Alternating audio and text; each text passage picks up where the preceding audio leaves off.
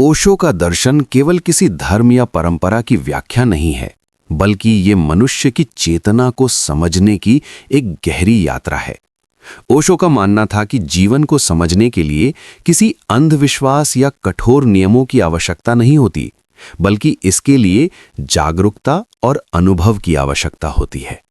उनके अनुसार सत्य कोई ऐसी चीज नहीं है जिसे किताबों में पढ़कर या दूसरों से सुनकर पूरी तरह समझा जा सके, बल्कि सत्य का अनुभव प्रत्येक व्यक्ति को स्वयं करना होता है। ओशो कहते थे कि मनुष्य का सबसे बड़ा संकट ये है कि वो अपने वास्तविक स्वरूप को भूल गया है। हम समाज की अपेक्षाओं पर जीने लगते हैं, हम परिवार की अपेक्षाओं पर जीने लगते हैं और धीरे धीरे हम अपने भीतर की आवाज को सुनना बंद कर देते हैं। इसी कारण मनुष्य के जीवन में तनाव, संघर्ष और असंतोष पैदा होता है, क्योंकि वो अपने वास्तविक स्वभाव के विपरीत जीवन जी रहा होता है। ओशो के अनुसार जीवन का पहला कदम है जागरूकता। जब हम जागरूक हो जाते हैं तो हम अपने विचारों को, अपने भावों को और अपने व्यवहार को स्पष्ट रूप से देखने लगते हैं। और जब हम अपने भीतर को देखना शुरू करते हैं, तब धीरे धीरे हमें ये समझ में आने लगता है कि हमारे भीतर कितनी परतें हैं जो समाज और संस्कारों ने बना दी हैं। वे कहते थे कि मनुष्य को अपने मन का निरीक्षण करना चाहिए, क्योंकि मन अक्सर हमें भ्रम में रखता है। मन अतीत की यादों और भविष्य की कल्पनाओं में उलझा रहता है और इसी कारण हम वर्तमान क्षण को खो देते हैं, जबकि जीवन केवल वर्तमान में ही होता है। जो व्यक्ति वर्तमान क्षण में जीना सीख जाता है, वही वास्तविक शांति का अनुभव करता है। ओशो का एक महत्वपूर्ण विचार ये भी था कि जीवन को दबाने के बजाय उसे समझना चाहिए। कई परंपराओं में मनुष्य को अपनी इच्छाओं को दबाने की शिक्षा दी जाती है, लेकिन ओशो कहते थे कि दबाव से केवल संघर्ष पैदा होता है, समझ से परिवर्तन आता है। जब हम किसी भावना या इच्छा को समझते हैं, तब वो धीरे धीरे अपने आप बदलने लगती है। उनके अनुसार ध्यान जीवन का सबसे महत्वपूर्ण साधन है, क्योंकि ध्यान हमें हमारे भीतर ले जाता है। ध्यान के माध्यम से हम अपने विचारों की शोर से थोड़ा दूर हो जाते हैं और धीरे धीरे अपने भीतर की शांति को महसूस करने लगते हैं। ध्यान कोई कठिन साधना नहीं, बल्कि एक सरल जागरूकता है, जहां हम केवल अपने अस्तित्व को अनुभव करते हैं। ओशो कहते थे कि जब मन शांत होता है, तब जीवन का वास्तविक सौंदर्य प्रकट होता है, क्योंकि उस समय हम चीजों को स्पष्ट रूप से देख पाते हैं। हम प्रकृति को अधिक गहराई से महसूस करते हैं और हमें अपने अस्तित्व का आनंद मिलने लगता है। वे ये भी कहते थे कि मनुष्य को किसी तैयार उत्तर की तलाश नहीं करनी चाहिए, क्योंकि जीवन के प्रश्नों का उत्तर किसी और के पास नहीं हो सकता। हर व्यक्ति को अपने अनुभव से ही सत्य की खोज करनी होती है।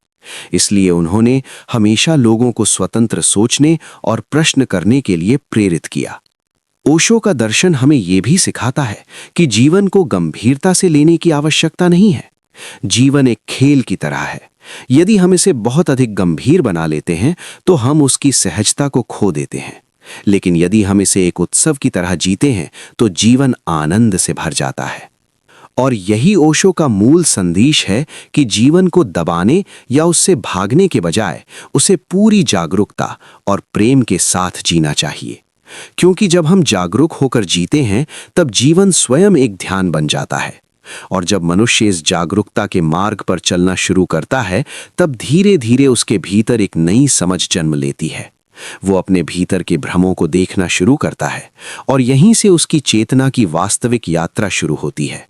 और इसी यात्रा के अगले चरण में हम समझेंगे कि मन और चेतना के बीच क्या अंतर है और कैसे मनुष्य अपने मन के पार जाकर अपने वास्तविक अस्तित्व को पहचान सकता है।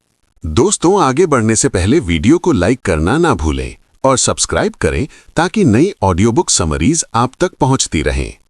जब ओशो मन और चेतना की बात करते हैं, तो वे कहते हैं कि मन और चेतना दो अलग चीजें हैं। मन विचारों का संग्रह है, जबकि चेतना वो साक्षी है जो उन विचारों को देख सकती है। लेकिन अधिकतर लोग अपने मन से इतने जुड़ जाते हैं कि वे ये भूल जाते हैं कि वे मन नहीं, बल्कि उसके देखने वाले हैं। जब कोई विचार हमारे भीतर आता है, तो हम अक्सर उसी के साथ बहने लगते हैं। हम उस विचार को ही अपनी पहचान बना लेते हैं। लेकिन यदि हम थोड़ी जागरूकता लाएं, तो हमें यह दिखाई देने लगता है कि विचार आते हैं और चले जाते हैं, जबकि देखने वाला स्थिर रहता है, और यही देखने वाला हमारा वास्तविक अस्तित्व है। ओशो कहते थे कि जब हम अपने विचारों को केवल देखना सीख जाते हैं, तब धीरे धीरे मन की पकड़ कमजोर होने लगती है, क्योंकि मन की शक्ति हमारी अचेतनता से आती है। जितना अधिक हम जागरूक होते जाते हैं, उतना ही मन का प्रभाव कम होने लगता है। इसी प्रक्रिया को वे ध्यान की शुरुआत मानते थे। ध्यान का अर्थ विचारों को जबरदस्ती रोकना नहीं, बल्कि उन्हें देखना है। जब हम विचारों को बिना किसी प्रतिक्रिया के देखते हैं, तो धीरे धीरे उनके बीच का अंतराल बढ़ने लगता है, और उन अंतरालों में हमें गहरी शांति का अनुभव होने लगता है। ओशो के अनुसार वही शांति हमारी वास्तविक प्रकृति है, लेकिन हम उसे इसलिए नहीं देख पाते क्योंकि हमारा मन लगातार सक्रिय रहता है, और वही सक्रियता हमें भीतर की गहराई से दूर रखती है। जब मनुष्य पहली बार उस शांति का अनुभव करता है, तो उसके जीवन में एक नया आयाम खुलता है, क्योंकि अब वो समझने लगता है कि जीवन केवल विचारों और समस्याओं का नाम नहीं है, बल्कि उसके भीतर एक गहरी स्थिरता भी मौजूद है। और इसी समझ के साथ मनुष्य की चेतना की यात्रा और गहरी होने लगती है, क्योंकि अब वो केवल अपने मन के साथ नहीं, बल्कि अपने अस्तित्व के साथ जुड़ने लगता है। और यही वो बिंदु है जहां से ओशो का दर्शन मनुष्य को बाहरी पहचान से उठाकर आंतरिक अनुभव की ओर ले जाता है। और इसी अनुभव की खोज आगे हमें उस दिशा में ले जाती है जहां हम समझते हैं कि प्रेम, स्वतंत्रता और ध्यान मनुष्य के जीवन में किस प्रकार एक नए संतुलन को जन्म देते हैं। और यहीं से हमारी अगली यात्रा शुरू होती है, जहां ओशो के दर्शन का एक और गहरा आयाम हमारे सामने खुलने वाला है। अब जब मनुष्य अपने विचारों को देखना सीखने लगता है, तब उसकी चेतना में एक नया परिवर्तन शुरू होता है। क्योंकि पहले जहां वो अपने मन के साथ पूरी तरह जुड़ा हुआ था, अब वो धीरे धीरे ये समझने लगता है कि वो मन नहीं, बल्कि मन का साक्षी है। और यही समझ ओशो के दर्शन की एक महत्वपूर्ण नींव है। ओशो कहते थे कि मनुष्य का सबसे बड़ा भ्रम यही है कि वो अपने विचारों को ही अपनी पहचान मान लेता है। लेकिन यदि हम थोड़ी जागरूकता के साथ अपने भीतर देखें, तो हमें ये दिखाई देने लगता है कि विचार लगातार बदलते रहते हैं। कभी हम खुश होते हैं, कभी दुखी होते हैं, कभी उत्साहित होते हैं, कभी निराश होते हैं। लेकिन इन सब अवस्थाओं के पीछे एक ऐसी चेतना है जो हमेशा स्थिर रहती है। जब मनुष्य इस साक्षी भाव को अनुभव करना शुरू करता है, तब उसके भीतर एक गहरी शांति उत्पन्न होने लगती है, क्योंकि अब वो अपने विचारों और भावनाओं के साथ पूरी तरह बह नहीं जाता, बल्कि उन्हें एक दूरी से देखने लगता है। और यही दूरी उसे भीतर की स्वतंत्रता का अनुभव कराती है। ओशो का कहना था कि ध्यान का वास्तविक अर्थ यही है कि हम अपने भीतर साक्षी बन जाएं। ध्यान किसी विशेष मुद्रा में बैठने या किसी मंत्र को दोहराने तक सीमित नहीं है। ध्यान एक ऐसी अवस्था है जहां हम हर क्षण जागरूक रहते हैं, चाहे हम चल रहे हों, चाहे हम काम कर रहे हों, चाहे हम किसी से बात कर रहे हों। यदि मनुष्य अपने दैनिक जीवन में थोड़ी सी जागरूकता लाना शुरू कर दे, तो उसका जीवन धीरे धीरे बदलने लगता है, क्योंकि जागरूकता हमें ये देखने की क्षमता देती है कि हम कब अचेतन हो रहे हैं, कब हम केवल आदतों के आधार पर प्रतिक्रिया दे रहे हैं, और कब हम सचेत होकर निर्णय ले रहे हैं। ओशो कहते थे कि अधिकतर लोग अपने जीवन को अचेतनता में जीते हैं। वे वही करते हैं जो उन्हें बचपन से सिखाया गया है, वे वही सोचते हैं जो समाज उनसे अपेक्षा करता है, और इसी कारण वे अपने भीतर की स्वतंत्रता को खो देते हैं। लेकिन जब कोई व्यक्ति जागरूकता के साथ जीना शुरू करता है, तब वो धीरे धीरे उन पुराने पैटर्न को देखना शुरू करता है जो उसके जीवन को नियंत्रित कर रहे हैं, और जैसे ही वो उन्हें देखता है, उनके प्रभाव से मुक्त होने की प्रक्रिया शुरू हो जाती है। ओशो का मानना था कि स्वतंत्रता मनुष्य के जीवन का सबसे बड़ा मूल्य है, लेकिन ये स्वतंत्रता बाहरी नहीं बल्कि आंतरिक होती है। बाहरी स्वतंत्रता का अर्थ है कि हमें अपने जीवन के निर्णय लेने की आज़ादी हो, लेकिन आंतरिक स्वतंत्रता का अर्थ है कि हमारा मन हमारी आदतों, हमारे डर और हमारे संस्कारों से मुक्त हो। जब मनुष्य अपने भीतर की स्वतंत्रता को अनुभव करता है, तब उसके जीवन में प्रेम भी एक नए रूप में प्रकट होता है, क्योंकि तब प्रेम किसी अपेक्षा या स्वार्थ से नहीं बल्कि एक गहरी समझ से उत्पन्न होता है। ओशो कहते थे कि जब हम सच में जागरूक होते हैं, तब हमारे संबंध भी बदलने लगते हैं, क्योंकि अब हम दूसरों को नियंत्रित करने की कोशिश नहीं करते, बल्कि उन्हें समझने की कोशिश करते हैं, और यही समझ प्रेम को गहरा बनाती है।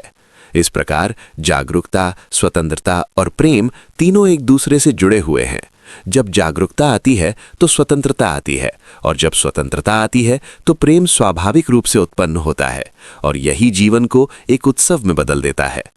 धीरे धीरे जब मनुष्य इस मार्ग पर आगे बढ़ता है तो उसे ये अनुभव होने लगता है कि जीवन केवल समस्याओं और संघर्षों का नाम नहीं है, बल्कि ये एक गहरी यात्रा है जहां हर अनुभव हमें अपने भीतर की ओर ले जा सकता है। और इसी बिंदु से ओशो के दर्शन का अगला आयाम शुरू होता है, जहां वे बताते हैं कि मनुष्य अपने भीतर की ऊर्जा को कैसे समझ सकता है और कैसे ध्यान के माध्यम से वो अपने अस्तित्व की गहराई को अनुभव कर सकता है। और वहीं से हमारी अगली यात्रा आरंभ होती है, जहां चेतना, ध्यान और ऊर्जा के रहस्य को समझने की कोशिश करेंगे। अब जब मनुष्य जागरूकता के मार्ग पर थोड़ा आगे बढ़ता है, तब वो अपने भीतर एक और महत्वपूर्ण अनुभव करना शुरू करता है, और वो है ऊर्जा का अनुभव। ओशो कहते थे कि मनुष्य केवल शरीर और मन का संयोजन नहीं है, बल्कि उसके भीतर एक गहरी ऊर्जा भी प्रवाहित हो रही है, जिसे हम अक्सर महसूस नहीं कर पाते, क्योंकि हमारा ध्यान हमेशा बाहर की दुनिया में उलझा रहता है। जब कोई व्यक्ति ध्यान करना शुरू करता है और अपने विचारों को देखना सीखता है, तब धीरे धीरे उसका ध्यान भीतर की ओर मुड़ने लगता है, और उसी समय उसे अपने भीतर की ऊर्जा का हल्का सा अनुभव होने लगता है। ये ऊर्जा ही जीवन की मूल शक्ति है। यही ऊर्जा हमारे शरीर को जीवित रखती है, हमारे विचारों को गति देती है और हमारे भावों को जन्म देती है। ओशो कहते थे कि जब ये ऊर्जा अचेतन रहती है तो वो हमें केवल आदतों और प्रतिक्रियाओं के रूप में संचालित करती है, लेकिन जब यही ऊर्जा जागरूक हो जाती है तब वो हमारे भीतर रचनात्मकता, आनंद और प्रेम के रूप में प्रकट होने लगती है। ध्यान का उद्देश्य इस ऊर्जा को दबाना नहीं, बल्कि उसे समझना और उसे संतुलित करना है, क्योंकि जब हमारी ऊर्जा संतुलित होती है तब हमारा जीवन भी संतुलित हो जाता है और हम अपने भीतर एक गहरी शांति का अनुभव करते हैं। ओशो के अनुसार मनुष्य के जीवन में कई प्रकार की ऊर्जा प्रवाहित होती हैं, जैसे क्रोध की ऊर्जा, भय की ऊर्जा, प्रेम की ऊर्जा और रचनात्मकता की ऊर्जा। लेकिन समस्या तब उत्पन्न होती है जब हम इन ऊर्जाओं को समझे बिना उन्हें दबाने या उनसे भागने की कोशिश करते हैं। यदि कोई व्यक्ति क्रोध को दबाता है तो वो ऊर्जा भीतर ही भीतर जमा होती रहती है और किसी न किसी रूप में बाहर निकलती है। लेकिन यदि वही व्यक्ति क्रोध को जागरूकता के साथ देखता है तो धीरे धीरे वो ऊर्जा बदलने लगती है और वो रचनात्मक शक्ति में परिवर्तित हो सकती है। ओशो का मानना था कि मनुष्य के भीतर जो भी ऊर्जा है वो गलत नहीं है। समस्या केवल हमारी अचेतनता है। जब हम अचेतन होते हैं तब ऊर्जा हमें नियंत्रित करती है, लेकिन जब हम जागरूक हो जाते हैं तब वही ऊर्जा हमारी मित्र बन जाती है। उन्होंने कई प्रकार की ध्यान विधियों का सुझाव दिया, जिनका उद्देश्य यही था कि मनुष्य अपने भीतर की ऊर्जा को महसूस कर सके। उदाहरण के लिए गतिशील ध्यान, जिसमें व्यक्ति अपने शरीर को पूरी तरह मुक्त होकर चलने देता है, सांसों पर ध्यान देता है और अपने भीतर की ऊर्जा को स्वतंत्र रूप से प्रवाहित होने देता है। ओशो कहते थे कि जब हम अपने शरीर और अपनी ऊर्जा के साथ सामंजस्य में आ जाते हैं तब हमारा जीवन अधिक जीवंत हो जाता है, क्योंकि अब हम केवल विचारों में नहीं बल्कि पूरे अस्तित्व के साथ जीने लगते हैं। इस अवस्था में व्यक्ति जीवन के छोटे छोटे अनुभवों में भी आनंद महसूस करने लगता है। हवा का स्पर्श, सूरज की रोशनी, पक्षियों की आवाज और प्रकृति की सुंदरता, सब कुछ अधिक गहराई से महसूस होने लगता है, क्योंकि अब उसका मन शांत होता है और उसकी चेतना अधिक जागरूक होती है। धीरे धीरे ये जागरूकता व्यक्ति के पूरे जीवन को बदल देती है, क्योंकि अब वो अपने भीतर और बाहर दोनों को स्पष्ट रूप से देखने लगता है, और यही स्पष्टता उसे जीवन की गहराई को समझने में मदद करती है। ओशो का कहना था कि जब मनुष्य अपनी ऊर्जा को समझ लेता है और उसे जागरूकता के साथ जीना सीख जाता है, तब उसके जीवन में एक नया संतुलन उत्पन्न होता है और उसी संतुलन में वास्तविक आनंद का जन्म होता है। और इसी संतुलन की खोज हमें आगे उस दिशा में ले जाती है जहां ओशो प्रेम, स्वतंत्रता और ध्यान को जीवन के 3 सबसे महत्वपूर्ण स्तंभ बताते हैं। और वहीं से हमारी अगली यात्रा शुरू होती है, जहां हम समझेंगे कि इन तीनों का मनुष्य के जीवन में क्या महत्व है और कैसे वे जीवन को एक गहरे उत्सव में बदल सकते हैं। अब जब मनुष्य अपने भीतर की ऊर्जा और जागरूकता को थोड़ा समझने लगता है, तब उसके जीवन में एक और महत्वपूर्ण आयाम खुलता है, और वो है प्रेम का आयाम।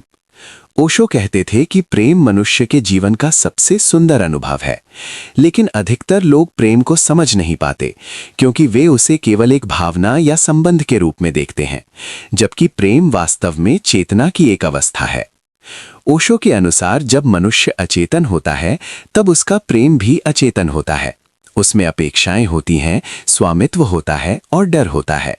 वो दूसरे व्यक्ति को नियंत्रित करना चाहता है क्योंकि उसे खोने का भय रहता है, और यही भय धीरे धीरे प्रेम को संघर्ष में बदल देता है।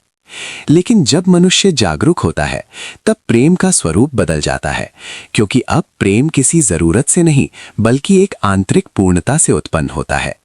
जब व्यक्ति अपने भीतर संतुष्ट होता है तब वो प्रेम को साझा करता है। वो किसी को अपने जीवन में बांधने की कोशिश नहीं करता बल्कि उसे स्वतंत्रता देता है। ओशो कहते थे कि प्रेम और स्वतंत्रता एक दूसरे के विरोधी नहीं बल्कि पूरक है। यदि प्रेम में स्वतंत्रता नहीं है तो वो प्रेम नहीं बल्कि बंधन है, और यदि स्वतंत्रता में प्रेम नहीं है तो वो केवल अकेलापन बन जाती है। इसलिए जीवन में संतुलन तब आता है जब प्रेम और स्वतंत्रता दोनों साथ साथ चलते हैं।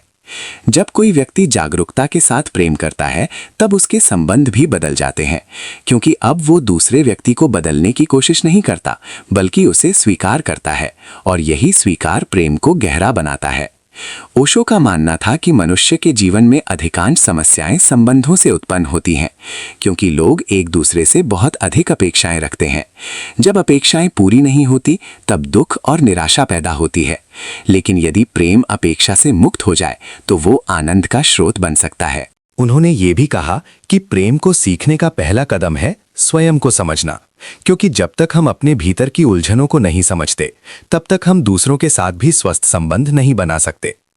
जब मनुष्य ध्यान के माध्यम से अपने भीतर की शांति को अनुभव करता है तब वो धीरे धीरे अपने भीतर एक आंतरिक पूर्णता महसूस करने लगता है, और उसी पूर्णता से प्रेम का जन्म होता है। तब प्रेम किसी कमी को पूरा करने का साधन नहीं बल्कि आनंद को साझा करने का माध्यम बन जाता है। ओशो कहते थे कि जीवन का वास्तविक सौंदर्य तभी प्रकट होता है जब हम प्रेम और ध्यान दोनों को अपने जीवन में स्थान देते हैं, क्योंकि ध्यान हमें अपने भीतर ले जाता है और प्रेम हमें दूसरों से जोड़ता है। और जब ये दोनों संतुलित होते हैं तब जीवन एक सुंदर संगीत की तरह बहने लगता है। धीरे धीरे जब मनुष्य इस संतुलन को समझने लगता है तब उसका जीवन अधिक सहज हो जाता है। वो संघर्ष को कम महसूस करता है, क्योंकि अब वो जीवन को नियंत्रित करने की कोशिश नहीं करता बल्कि उसे स्वीकार करना सीख जाता है। इस स्वीकार में एक गहरी शांति छिपी होती है, क्योंकि जब हम जीवन को उसी रूप में स्वीकार करते हैं जैसा वो है तब हमारे भीतर का विरोध समाप्त होने लगता है और उसी क्षण जीवन का अनुभव एक नए आयाम में प्रवेश करता है।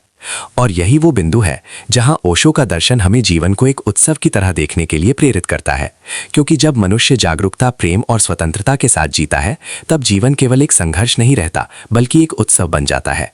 और इसी उत्सव की समझ हमें आगे उस दिशा में ले जाती है जहां ओशो बताते हैं कि जीवन को कैसे पूरी जागरूकता और आनंद के साथ जिया जा सकता है, और वहीं से हमारी अगली यात्रा शुरू होती है जहां जीवन को उत्सव के रूप में समझने की गहराई हमारे सामने खुलने वाली है।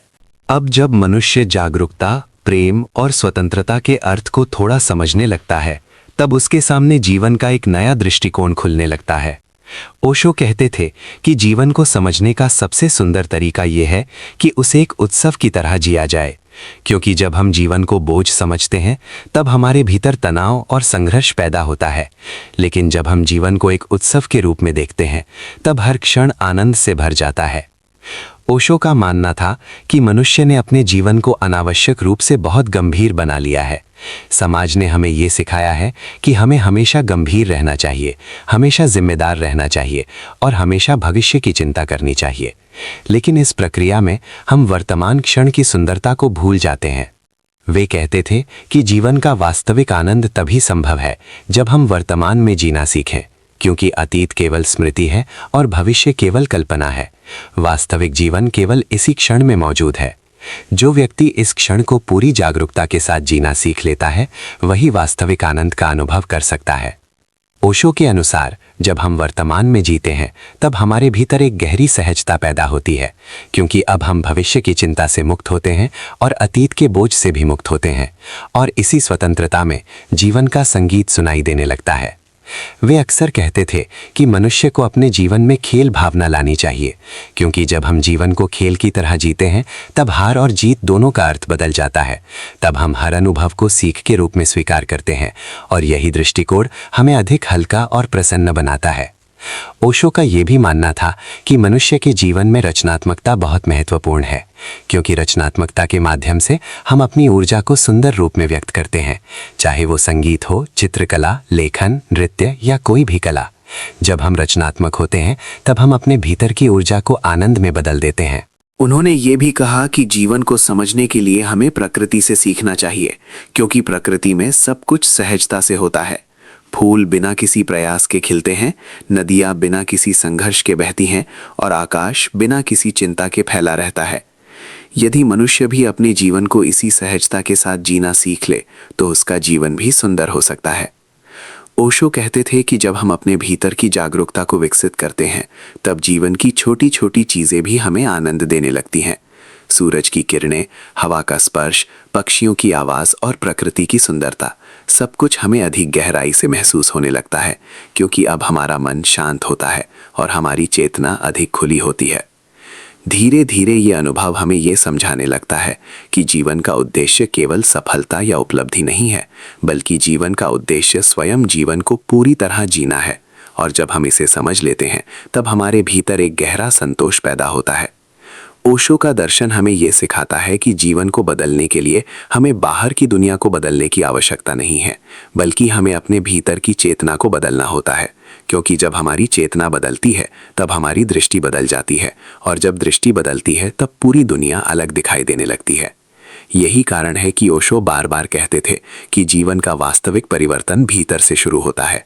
जब हम अपने भीतर की शांति को खोज लेते हैं तब बाहरी परिस्थितियां हमें उतना प्रभावित नहीं कर पाती और हम जीवन को अधिक संतुलन और आनंद के साथ जीने लगते हैं।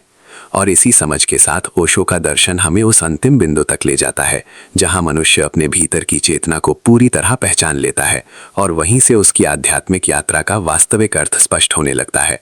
और इसी बिंदु से हमारी अंतिम यात्रा शुरू होती है, जहां हम समझेंगे कि ओशो के दर्शन का अंतिम संदेश क्या है और कैसे ये मनुष्य को आंतरिक स्वतंत्रता और आनंद की ओर ले जाता है। अब इस यात्रा के अंतिम चरण में हम उस मूल संदेश तक पहुंचते हैं जिसे ओशो अपने पूरे दर्शन के माध्यम से समझाना चाहते थे, क्योंकि उनके विचार केवल आध्यात्मिक सिद्धांत नहीं थे, बल्कि जीवन को समझने और उसे जागरूकता के साथ जीने की एक कला थे। ओशो कहते थे कि मनुष्य के जीवन का सबसे बड़ा उद्देश्य स्वयं को जानना है, क्योंकि जब तक हम अपने वास्तविक स्वरूप को नहीं पहचानते तब तक हमारा जीवन अधूरा रहता है। हम बाहरी दुनिया में बहुत कुछ हासिल कर सकते हैं, हम धन, प्रतिष्ठा और सफलता प्राप्त कर सकते हैं, लेकिन यदि हमने अपने भीतर की शांति को नहीं खोजा तो ये सब अधूरा ही रहेगा। उनका मानना था कि मनुष्य का असली खजाना उसके भीतर छिपा हुआ है, लेकिन अधिकतर लोग उसे खोजने के बजाय बाहर की दुनिया में भटकते रहते हैं। वे सोचते हैं कि खुशी उन्हें किसी उपलब्धि या किसी वस्तु से मिलेगी, लेकिन कुछ समय बाद उन्हें यह महसूस होता है कि वो खुशी स्थायी नहीं है।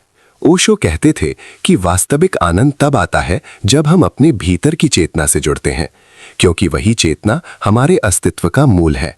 जब हम ध्यान के माध्यम से अपने भीतर उतरते हैं तब धीरे धीरे हमारे मन का शोर शांत होने लगता है और उस शांति में हमें अपने वास्तविक स्वरूप की झलक मिलने लगती है। ये अनुभव किसी शब्द या सिद्धांत से परे होता है, क्योंकि ये केवल अनुभव के माध्यम से ही समझा जा सकता है। और यही कारण है कि ओशो हमेशा लोगों को ध्यान करने और स्वयं अनुभव करने के लिए प्रेरित करते थे। उनके अनुसार आध्यात्मिकता का अर्थ किसी धर्म या विश्वास का पालन करना नहीं है, बल्कि अपने भीतर की जागरूकता को विकसित करना है, क्योंकि जब जागरूकता आती है तब जीवन के हर पहलू में परिवर्तन आने लगता है। हमारे विचार बदल जाते हैं, हमारे संबंध बदल जाते हैं और हमारा जीवन अधिक संतुलित और आनंदपूर्ण हो जाता है।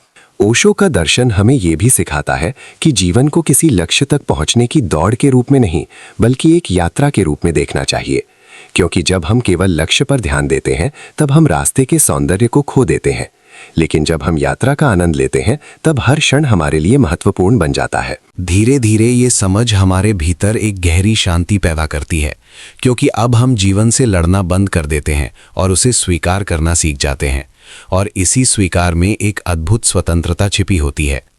ओशो कहते थे कि जब मनुष्य अपने भीतर की स्वतंत्रता को पहचान लेता है तब उसका जीवन एक उत्सव बन जाता है, क्योंकि अब वो किसी भय या अपेक्षा के आधार पर नहीं, बल्कि जागरूकता और प्रेम के आधार पर जीता है, और यही जीवन की वास्तविक सुंदरता है।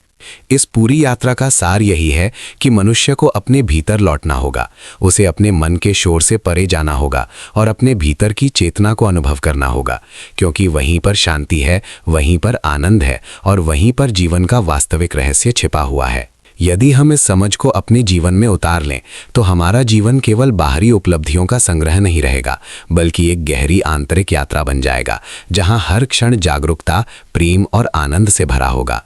अगर आपको ये ज्ञानवर्धक यात्रा पसंद आई हो और आपने इस वीडियो के माध्यम से ओशो के दर्शन को नए दृष्टिकोण से समझा हो, तो इस वीडियो को लाइक करें, सब्सक्राइब करें और हमारे YouTube channel my Galaxy tour से जुड़ें, ताकि हम आपके लिए ऐसी ही गहरी और प्रेरणादायक विचार यात्राएं लेकर आते रहें।